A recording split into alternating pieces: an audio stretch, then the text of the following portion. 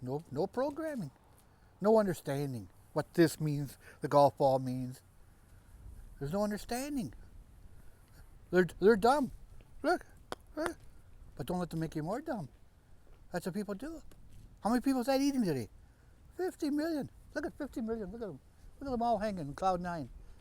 50 million don't know how to hit a golf ball. Only one guy in the world does. One. You're looking at him.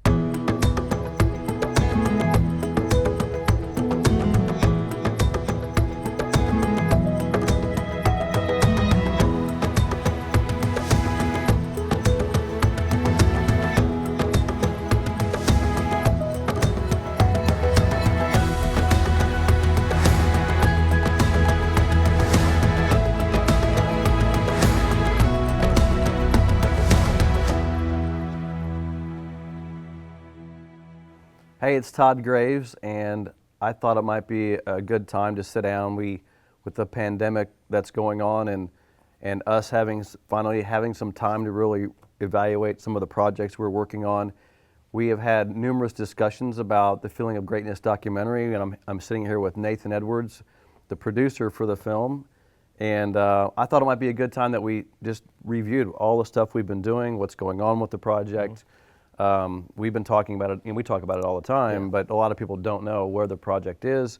This is our third year. We've been working on it for 2 years. Yep. How many interviews do we have now? And by the way, let's just go into all the stuff that we've been doing over the last 2 years. Yeah, and let's the just kind of the journey of it all. Let's just kind of give everybody an idea of what it has been like to make this documentary. I'm the executive producer. My job is generally to get the funds and keep this project moving along. Yeah. We can't do it without you, pretty much, and then without you guys there that have donated and supported as well. Yeah, which we, just to let you know, we've got some money invested in it. We still have money to raise to finish the project, but we have done so much in the project. We're so deep into the project and have done so much. A lot of people don't know that what goes on behind the scenes on these things. Yeah. So let's just kind of start. We put this project together a few years ago. We got Barry Morrow involved, who executive producer. Or he's a producer, and he's a producer, yeah. And he Barry Morrow. If you don't know who Barry is, he was screenwriter for Rain Man, and Barry's been a huge part of this project. He's done probably a majority of the interviews for the. Yeah, he's done without a doubt the majority. We've had some other ones that have come in and helped us out. You and some other that have been able to step in that when we needed them, and when Barry couldn't make it. Barry has, he's a pretty busy man as well, so. He hasn't been able to do all of them, but he's done most of them, thankfully. So, the idea behind the project was basically, look, we have this incredibly interesting character, Moe Norman, and we need to go out and capture as many stories as we can about Moe. And when you do a documentary like this, as you will explain, we don't know where it's going to go. So, how many interviews do we have so far? It's close to 50.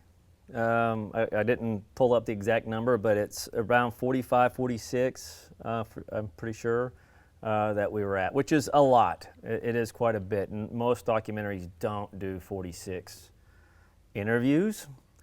And you might wonder, why did we? A lot of it was you just didn't know, at the beginning, we didn't know what we were going to get. We didn't know how many people would be open for us to do interviews. I was leaving a lot of that up to people that knew a lot of people like you, and reaching out to guys like Tim O'Connor, and that's kind of what we did. And when we finally decided that we would go down this journey of making this documentary, once again, I was extremely excited, and I've known Moe for a long time, just working with you, and so when this all happened, we were all really excited to get involved and do it. But it was like, okay, then who do we talk to? And I remember us sitting down, and we would have meetings. We'd sit down and kind of just start going down a list of names. We would do these Zoom meetings and have Barry on and Tim O'Connor on and you, me, and anybody that we could think of, and we'd go down and start making a list. And I've got lists of names of people that we would just start throwing out, which was great. We got a whole lot of names, but then it's like, okay, now we got to find a way to get them and see if they're willing to do it. And so that's sort of that journey. And the other thing you run into is when you do an interview, the interviewee gives you 5 more names. Maybe talk to so-and-so. Exactly, and that's kind of what happened. We kind of went, I'll say this, there's some people who would not respond to my emails and my calls at first.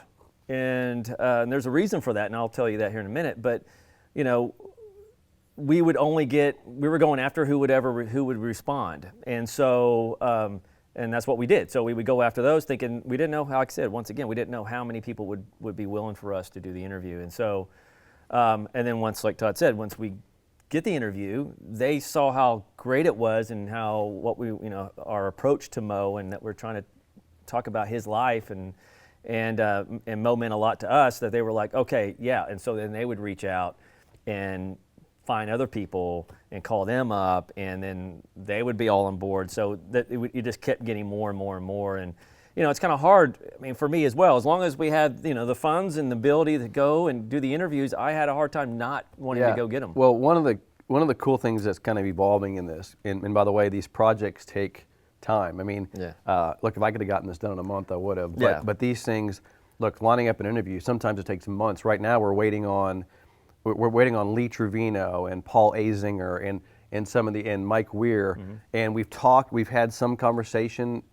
Very hard to nail some of these people down to get interviews. Well, I will say this: like when we did Canada, when we first went to Canada, we had 12, I think, interviews on our first trip to Canada, and because we didn't know if we were going to go again. It was going up to Canada is a big deal.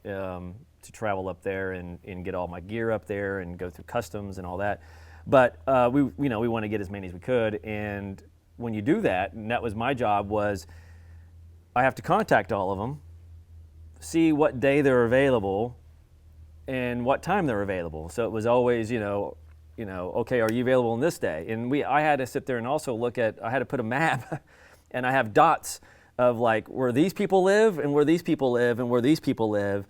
And then we actually would find, because sometimes it's hard to have a crew come into your home and take over the space. Well, that's all the location, right? It was because location. You can't just say, well, we'll shoot it anywhere. We're trying to make this documentary at a certain level of quality. Yeah, and so it was either I'm either going into your house, and if I go to your house, we're moving furniture. Yeah, it's like, where am I going to go in that we wouldn't have to invade too much in? Because it's like we have now. We got cameras, we got lights, we got everything we had to do, and I'm coming into your home. And then I'm like, and then I got to look around and go. And luckily, I had a great DP, Spencer, who came with us, and which he saved up my life a lot on making these work, because he could walk around. He'd walk around with his camera, going, no. Yeah, he's fantastic. And these are the ones that we did it at their home, But there's a lot that I didn't want to expect everybody have to make us come into your home, so we would get a house. We got to tell them the story about the house in Connecticut, though. Yeah. So our very first venture on this. Because Connecticut, yeah. Okay, so we're trying to keep the budget, and we're trying to save some money, and we're trying to rent places out. And we find this. Was it Airbnb that you found the house on? Airbnb, yeah. So we find this kind of really nice place in Airbnb, and it's got a bowling alley in the house. Yeah. Now remember, we're putting how many people were we putting in the house? Well, I'll go back. When we first, I didn't know much about Airbnb. Jason, one of the producers, he did, but we were going to go hotel everybody. We were, getting all that set up, and we started realizing that, well, what if we can't interview everybody there, and what if we needed a place to do an interview, as well as get everybody, and the more, once again, it's a budget thing. What can we save some money, because it's going to cost us for every hotel room for every day that we're there. And that's when Jason said Airbnb. The one thing I love about this project so far is I love the creative atmosphere of getting the whole team together. Yeah. I mean, you got to realize you got some of those creative people in the industry in here, and you got you and Barry and Jason and everybody, and then you got so to me, just getting everybody in the same room to discuss the project. When everybody, when you stay in hotel rooms and everybody's kind of doing their own thing, you don't get that collaboration. You're kind of separated, and so it was like a home environment. We all we hung out. We lived in basically lived in the living room, hung out. We would go eat together. It was just like I said, we were all together, and I'm glad that started that way, because I don't know what would have happened down the road, but that's how it eventually got to that. Because the thing is also, when we decided to go down, my job was, if I'm going to choose a home, I got to look at that home as an interview home. Yeah. And so it's like, okay, so can we shoot in that house, and what's in the background? So it wasn't just just four walls and some beds and stuff. For me, it was like we had depth of field. We had to look at all that aspect of it as shooting there. So yeah, it was great. I mean, it's like the crazy part was the bowling alley, and Barry was all like, I had fun with that. But here's when we do these projects, and people don't know. Some people know, obviously, but what like we had to hire some audio guys. We usually subcontract those guys in per location, right? Yeah. So these guys were hilarious because that one guy had the Mercedes, that old beat up Mercedes. I mean, this thing was barely rolling. Came in from New York, actually. He drove in. Oh, but that thing, he lived out of that thing. Yeah. I mean, the back, it was a station wagon type Mercedes. Yeah. It had a lot of miles. was 30 on it. years old. I mean, Yeah. how old was this car? But you could tell he lived out of this thing, and it was just hilarious. Do we get any pictures of that car? Because I would love to. I don't know, but those guys were great. I mean, I will say this: we have changed a lot from that moment and to where we are now. Because what happens is that at the beginning, we didn't know how long we were going to do it. So I will say this: we don't hire the audio guys as much anymore. A lot of that I have managed it myself to condense the cost down. We've learned how to do some stuff. You have to. And we've purchased some equipment. Like we've had to kind of know what equipment we needed for this thing. We were running certain things, and we still do it to some extent. But like the lights, I had to start realizing I can't hire the grips and the gaffers and the trucks and all that stuff because it does cost money. And when we realized that this thing could keep going and more people were coming in that were opening up their doors to us to do the interviews, I had to think about how to cut cost to save, to keep us having enough funds to keep going down to get to the finish line as much as possible. Because it's like the cost is going to always be there for travel as one, but if you can save cost on getting everybody in one house and not having to hire a whole lot of crew, and it sucks. Trust me, I would love to hire crew all day long. It makes my life a lot easier, but there's a point where you can only do so much, and so. That's what I started doing over this time was, okay, can we cut back here if I just get this, and can we cut back if I got that? And unfortunately, that's what I had to do, but it did help us get down the road. Yeah, and you just don't know. More. You just don't know. You book it. So there was times when we'd book. We're still in this process a little bit. We've gotten through most of the interviews, and we'd book airline tickets. We get everything ready to go. We're all ready to go, and then last minute, the interviewee would back out or cancel. On it, yeah. And now we're looking at we've scheduled our week around this interview thing. We got to the point where it's months for me getting it ready. So when we would go to Connecticut, Florida, Canada, I had to, because the thing is, Todd's all about also. It's like, and he travels a lot, so he knows more about it. Is that you want to book a flight almost 30 days before you're going to be there, to save as much as you can on cost. Just to educate the audience out there, 57-27 are the two rules in airline tickets. 57 days you get your biscuit, 27 I couldn't do the 57, days. so I was 27. It's 57-27-14, by the way. So I was always trying to do the 27. So I was always about 30 days out trying to have everybody scheduled on what day, what time, and how I was going to get there. Is it going to be them coming to us or we going to them? And everything had to be worked out. And like, okay, this day at this time we're having this guy in our house and this person at their house. And so I had to okay, now we got to have it wrapped up by here, because now we're going to have to pack up and be at his house by 4 and have it set up within an hour and a half and be down and get out of there. But here's what I found, here's just insight of what we've learned about this stuff too. And one of the things I found fascinating about doing these interviews, the people in the business understand it, and they're specifically respectful for this process. Yeah. Like Chris Berman, he knew exactly when to show up. He got it. He showed up, did a deal, boom. It was like clockwork. It's just the regular person that doesn't quite get it. Yeah. But Gary Player was interesting, because when I first was trying to figure out how to interview Gary Player, we were chatting with him. And Gary Player, yeah. We didn't get him. Okay. We didn't get Gary Player, but here's we almost got him. But here's why. Yeah. Here's why we didn't get him. I said, Gary, he goes, yeah, come interview me. I'll be in London tomorrow. Okay. That answers the question. Yeah, okay. Okay. Like, Gary, when are you coming to the United States? And now it's just, it's like, well, I won't be there till July, and then that's a little bit of the taste of someone at his caliber, and that's kind of what we're dealing with now. I mean, Gary Player is he's celebrity. He's a celebrity. Right. He's got he does this all the the time. People are bugging him all the time. Those guys have a pretty. I believe, and how I look at it is, compared to someone, that's just a normal day job, that kind of thing. Those guys have sometimes they have assistants that schedules their day, and everything's worked out for them a lot on their schedule. So guys like us trying to step in there and go, let's interview you. It's, and I will say even the Chris Berman, just to give you an idea with him, I talked to his, assistant and we scheduled multiple times. And with that, I realized I couldn't do the 27-day. I had to go with whenever you're ready. Yeah. And well, we'll try to be there. So this is what it's come down to now. Just like if Paul Ainsinger called us today and said I can do it, we would basically have to hop on a flight tomorrow. Yeah. Whenever. If he says I can do it tomorrow, Yeah. we would have I don't to think we go to London, but no. But I mean, at that point, you do what you got to do to make it happen. And we've gone down this road long enough now that I know that I can like set it up and make it look good and make it happen in a quick amount of time. Because in documentaries, I had to learn that you have to do that. And the feature-length drama-type movies, yeah, you got time to set up the shots and storyboard it all out. But a documentary, it's whenever they're ready, at what time, you got to get there, work out if it's at their country club, which is how we did with Peter Jacobson. And I will say this: everybody's been amazingly hospitable for us. I mean, at that country club there, everybody worked out everything. Before we get into that, because I want to tell a story about that, but of all the interviews that we've done, so we got, and you've been there for every single one. Yeah. Tell me some of your favorite moments in interviews. Like, kind of what, there's been a lot, so it's probably hard to reel your mind back. But I have a couple that come out in my mind because I've only been there for maybe a third of the interviews. But tell me some of the ones that maybe it's a favorite moment or a person that you thought did a great job or just insightful stuff that you learned so far. Yeah, I mean, like I said, it's really tough because I will say it's been a very fun journey.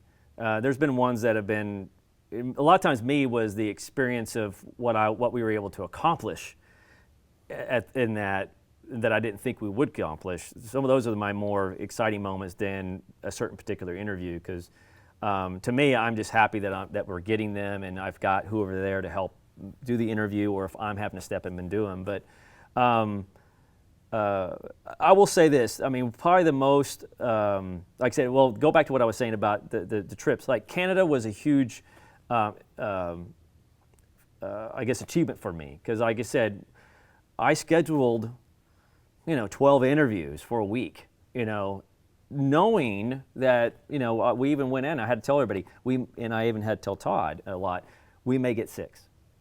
I know that I scheduled everything, but I had to believe that there's no way I scheduled this 30 days in advance that everybody's going to stick with the plan and they're going to be available, something's not going to happen. And it all happened. Everybody was able to make it. Everything went smoothly. We got it all done. And I got 12 interviews, during that whole time. So that was a pretty fulfilling. And the real challenge here is you got to realize that we're shooting this documentary at a very, very high quality. Yeah. And like people will go, yeah, I'll do an interview to set up your cell phone. No, this isn't the way we're doing this. There's a specific requirement. So we have a look that we're trying to do. We have a look. And it's, like I said, that's what kind of the job of Spencer, my DP, was his job is to make sure this looked very well done, very professionally. I didn't want to look like we just set up a camera and didn't know what we were doing or just kind of making it. And that's what you see in a lot of documentaries. Like I watch a ton of documentaries now and I think that they're becoming more popular. And, yeah, they are. And especially now in this whole lockdown thing, I think I've watched 10 documentaries in the last couple of weeks. And the thing about it is I look for quality now in these things. I look for production quality. And I'll look at it and go, and I kind of lose myself into what they did to shoot certain process, things. or how they doing that, that kind of thing. Yeah, and so I'll see stuff like, they had to get this in there and they just threw it in there, Yeah. Versus, like something that has more legs maybe or took some more time or yeah, more you can see. preparation. We also went into knowing that documentaries are getting more popularity now. They're done at a more higher level and more. There's a lot more creative people getting involved in the documentary field that are really doing the story. Yeah. And we all discussed that is that if I'm going to do this, I want to make it something that's really well done. And there's been some documentaries about Moe that are great. They're great documentaries, but I just wanted to take it to a different level and really find as many people that knew Moe as possible. I didn't want to go after the people that, and there's some of that we did do, but people just having stories about Moe. There's thousands of people that have heard a story about Moe, but I wanted to go after the people that were with him and can tell me personal hands-on, because that's what you want to do with a documentary. But and that's why that's why we've got so many. We just kept going and going and going. So one of the things that So I'll say my 3 favorite interviews. Yeah. Because, And I'll finish the one I was going to tell you. and keep in mind that I wasn't there for all of them. So Right. so I haven't seen. There's probably 20 that I haven't even seen. Yeah. Right. So Henry Brunton. Yeah. I love Henry. If you don't know Henry, he's actually a good friend of mine. But he's down in Orlando, Florida. He's a well-known instructor. He knew Moe really well. And Henry had some great insight of Moe's. I don't want to give it all away, but he had some great insight. Of course, you had to love Artie McNichol, because Artie, tour player, competed with Moe, was behind the ropes with Moe. Not a lot of people can say that they were playing inside the ropes of tournaments with Moe Norman. Yeah. I don't know, they're not alive anymore, or they're just hard to find. Yeah. So he was great as far as that. And of course, my favorite of all time so far was Peter Jacobsen. Yeah. And Peter, just to tell you the story about Peter Jacobsen, and I just a shout out to him, how gracious he was. You know, Peter, when like what Nate was talking about, how difficult it is to get these interviews, to get people to call you back, to contact. Mike Weir has called me back. We're in conversation. We still haven't nailed it down. No. It's hard because people's schedules. We got to fly the crew. We got to get our crew together. We got it's Right. Peter Jacobsen. I didn't know Peter personally. I knew a good friend of his. I had his friend. I said, hey, can you give Peter a call? I'd love to get him in an interview. Literally 5 minutes after I talked to my friend who knew Peter, Peter called me and said, hey, Todd, I heard you want to do an interview. Yeah. Let's do it next week. Yeah. I mean, literally that fast. And then that's when Todd's calling me going, how about next week? How about next week? And I'm like, and we couldn't okay. get it pledged. And then Peter goes, well, then how about, I said, where do you live? He told me where he lived. He goes, just come down to my club. We flew down 2 weeks later and did an absolutely fantastic. And he came in there. We had a great time. That was great. Yeah, it was really good. Yeah. So there's just, just things like that make our lives so much easier. In a lot of ways, most of it's been that way. I mean, we really have had a great, I'm going to probably be like, doing another one down the road, and it's going to be nothing like this, and I'm going to be like, what's going on, because I'm so used to everybody being open. And I think a lot of that is the Moe, is that everybody's so gracious about Moe and loves the guy so much that when they are hearing about what we're doing, that, they want to be a part of it. And I think that's also what's changed a lot of where we've gathered more people, is that, like I said, people start enjoying it when we're sitting here with Barry and Todd, and everybody that's there talking, and realize how great and fun it is to sit there and talk about Moe, that they, then they realize, well, who else do you need? And we're going to, they do what they got to do to help us out. This may end up being a two-part piece with you, because what did you tell me the other day that you couldn't wait to produce? And I don't want to put you on the spot here, but remember how everybody tries to imitate Moe? Oh. So tell them that story about so Nate calls me on the phone. Well, as we've been doing this, and as we're, like I said, going through each interview, I think it's been almost impossible for anybody to not, when they're telling their story about Moe, and they start talking about Moe, to talk like Moe. Everybody talks like Moe, and so they can't help it. They can't help it.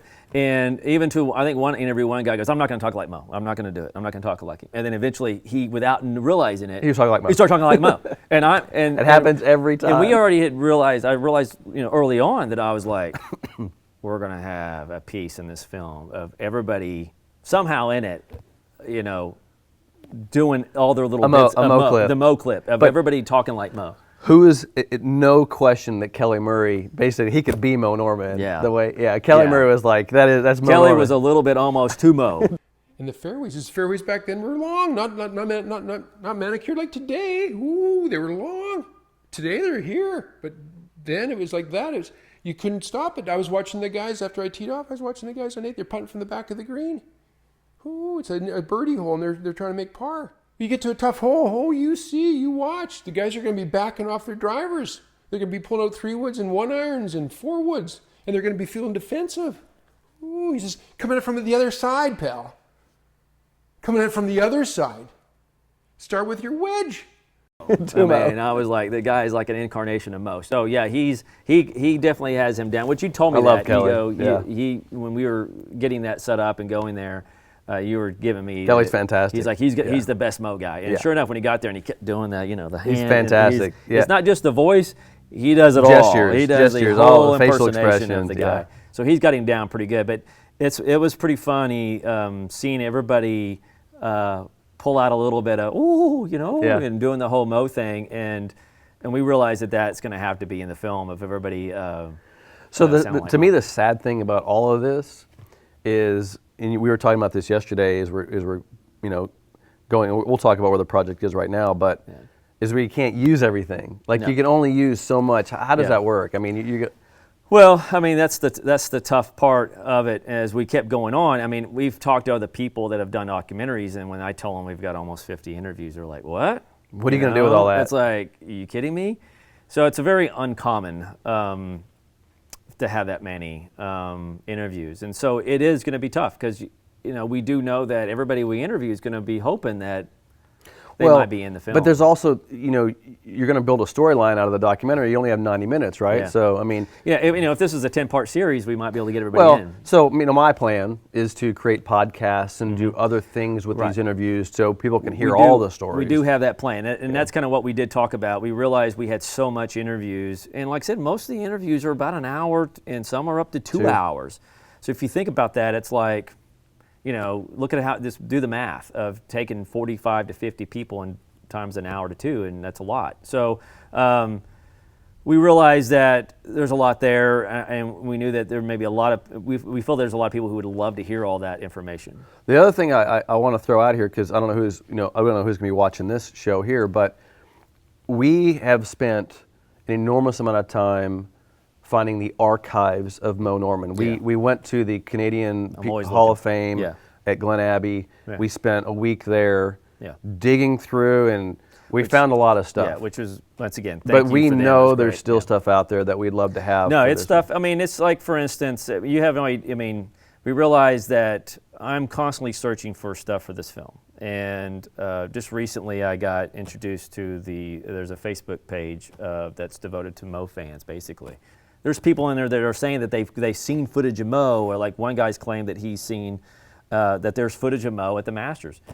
You have no idea. I've been looking for footage of Moe for the Masters, but I don't believe there's anything out there. But I don't know. I don't believe him. Yeah, I don't know. I've been doing this a long time. Yeah. I've been doing this a long time, and look, I haven't seen everything, of course, but there's hardly stuff I haven't come across. No. And but I'm at the same time going, if you've got it, I want to see it. If it's really there, and it might have been like he thought it was the Masters. It might not have been the Masters, but at the same time, there's another guy that's on there that's got some footage that he's posted that you've never seen, I never seen. So once again, it's like, for all you out there that are watching, if you know some places, if you have the footage, or have it, contact us. I will make it as easy, as convenient, as safe as possible to either get it from you or go have it copied for you. Let's do it, because we want to make this thing. We have to make this thing great. Yeah. It's going to be great, but with some of that stuff, it gets even better. It's tough, and with that is that's the next phase of what we're doing in post, and that it's we haven't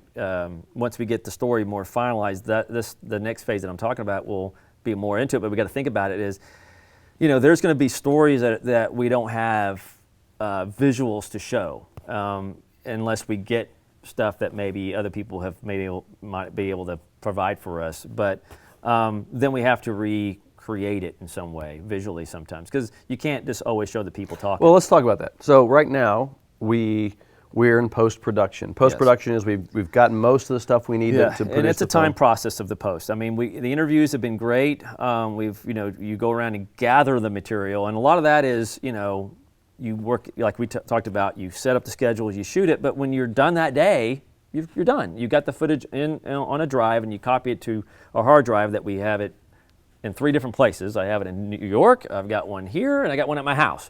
I got to protect this stuff, but it's like now we have it, and then we're going to go through it. But that's the time process part of going through all that footage and going through and deciding. And so you got all these talking heads and stuff like that, but you got to know when to cover that up with something. And so we might have to eventually go with animation. Reenactments. Well, explain because let's explain about what post-production even is, because you were telling me yesterday, which I like hearing you talk about this because you give me insight on what you're going through.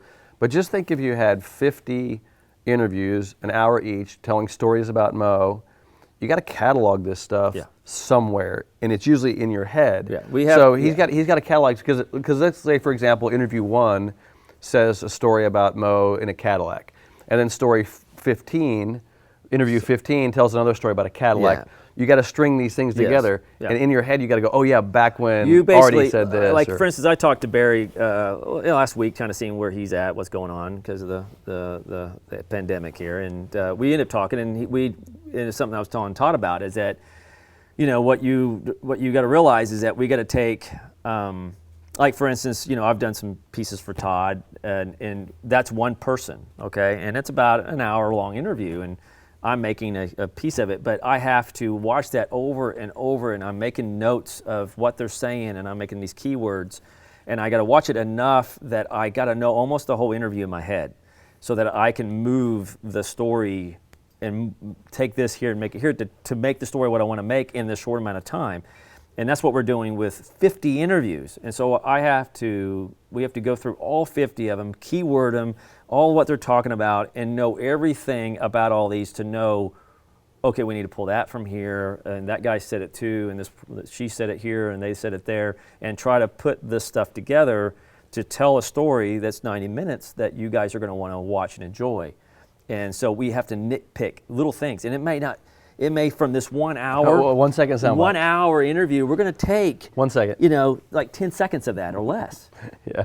And that's all we're going to get from that one guy, even though we interviewed an hour. And it's funny, about that 10-second thing or that 5-second thing because I know that when I'm doing interviews, we'll be talking, telling stories, and then that interview, they'll say a sound bite that we're like. Yeah. I mean, and we'll look at each other. And by the way, when you're interviewing somebody, you don't want to. I don't want to interrupt because they're telling the story. So I'm like, my face, all face. I'm trying to engage them.